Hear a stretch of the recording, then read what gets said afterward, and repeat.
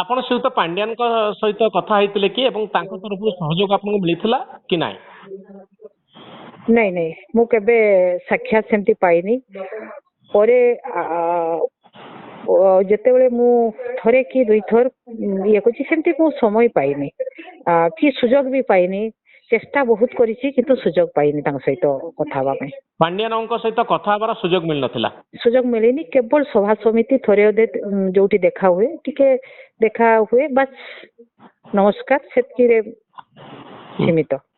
ତ ଆପଣଙ୍କୁ ପାର୍ଟି ଭିତରେ କିଏ ନବାରେ କିଏ ଗୁରୁତ୍ୱପୂର୍ଣ୍ଣ ଭୂମିକା ନେଇଥିଲେ ଆଉ ଉଦ୍ଦେଶ୍ୟ କ'ଣ ଥିଲା ଆଉ ଆପଣଙ୍କୁ ଏମିତି ଅସମ୍ମାନିତ କରିବା ପଛର କାରଣ କ'ଣ?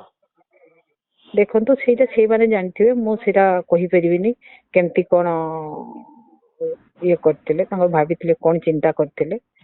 ତେଣୁ ମୁଁ ନିଜକୁ ମୁଁ ଭାବିଲି ଯେ କି ମୁଁ ସେଠି ଅବହେଳିତ ହେବି। ମ୍ୟାଡାମ ବବି ଦାସ ପ୍ରଭାରୀ ଥିଲେ, ଆପଣ ତାଙ୍କୁ ଭେଟି ପାରୁଥିଲେ, କଥା ହେଇ ପାରୁଥିଲେ? ଦେଖନ୍ତୁ ନିଶ୍ଚିତ ଭାବେ କଥା ହେଇ ପାରୁଥିଲି, ଭେଟୁଥିଲି ବି। ସେଇଟା ପଞ୍ଚାୟତ ଇଲେକ୍ସନ ପର୍ଯ୍ୟନ୍ତ ଥିଲା। ପଞ୍ଚାୟତ ଇଲେକ୍ସନ ପର୍ଯ୍ୟନ୍ତ ଥିଲା। ତାପରେ ଆସ୍ତେ ଆସ୍ତେ ଟିକେ ଡିଷ୍ଟାନ୍ସ ସେଟା ହେଲା। ତ ବବି କାହିଁକି ଆପଣଙ୍କୁ ସାଇଡ କଲେ? ଯିଏ ଆପଣଙ୍କୁ ଆଣିଥିଲେ, ପାର୍ଟିରେ ମିଶେଇଥିଲେ ଆଉ ଏମପି କରେଇଥିଲେ, ସେ କାହିଁକି ଆପଣଙ୍କୁ ସାଇଡ କଲେ?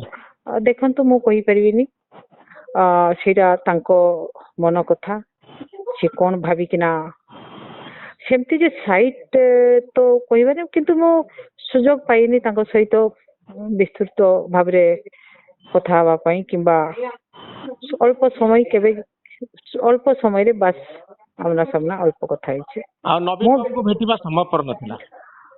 ନାଇଁ ନାଇଁ, ସେଇଟା ତ ମୁଁ ପ୍ରଥମ ଭେଟିଥିଲି ଯେବେ ଆମର ମୁଁ ରାଜ୍ୟସଭାକୁ ମନୋନୀତ ହେଲି, ସେତେବେଳେ ଥରେ ଭେଟିଥିଲି। ଆଉ ଥରେ ଯେତେ ନମିନେସନ ଫାଇଲ ଦାଖଲ କଲି ବା ସେତିକି ଭେଟିଥିଲି। ତାପରେ ଆଉ ଭେଟିବାର ସୁଯୋଗ ମିଳିଲାନି? ନାଇଁ, ସୁଯୋଗ ଆଉ ମୁଁ ପାଇନି। ସୁଧା ମାରାଣ୍ଡିଙ୍କୁ ଅଧିକ ଗୁରୁତ୍ୱ ଦିଆଗଲା କି ମ୍ୟାଡାମ ଆପଣଙ୍କୁ ନେଗ୍ଲେକ୍ଟ କରିକି?